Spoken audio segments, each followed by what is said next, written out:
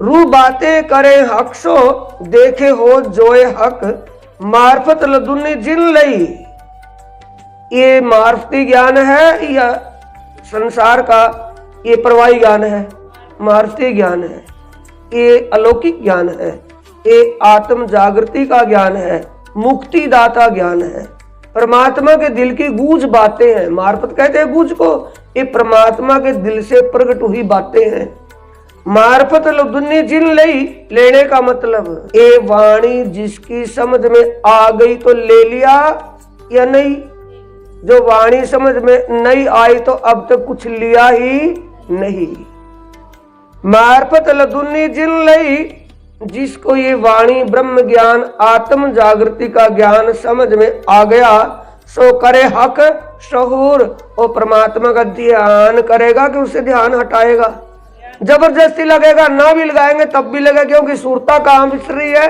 परम धाम में। सुरता का अलग रही है, परमात्मा के पावन चरणों में।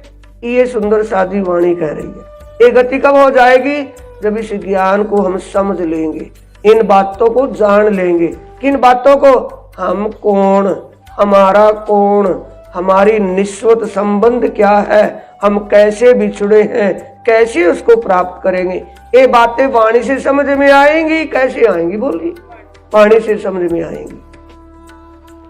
मार्फत लदुन्नी जिन लई, सो करे हक सहूर, सहूर किए हाल आवही। जब सहूर करेंगे, रैनी बन जाएगी या ना बनेगी? कोल फैल हाल। फैल का मतलब करनी, कोल का मतलब कथनी। कथनी को जब कथनी जुबान में आएगी, रहनी को नाही बेर। जब ये इल्म समझ में आ जाएगा तो हमारे विचार बदलने में देर नहीं होगी। भाई समझ जैसी होगी वैसा ही तो विचार होंगे और वैसा व्यवहार होगा। जब समझ नहीं होगी तो व्यवहार भी तो वैसी होगा जैसी समझ है। मार्फत लदुन्नी जन लई, सो करे हक सहूर, सहूर किए हाल आवी, सो हाल बीच हक मजकूर।